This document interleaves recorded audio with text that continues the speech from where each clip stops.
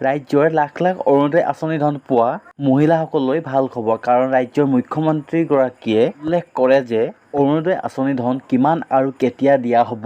গতিকে ভিডিঅ'টো এতিয়াই শ্বেয়াৰ কৰি লওক। যিহেতু ৰাজ্যৰ মুখ্যমন্ত্ৰীগৰাকীয়ে অৰুণোদয় আঁচনিক লৈ উল্লেখ কৰি কয় যে অহা আগষ্ট মাহৰ ৩ তাৰিখে লাখ লাখ মহিলাৰ বেংক একাউণ্টত অৰুণোদয় আঁচনি ধন সোমাব।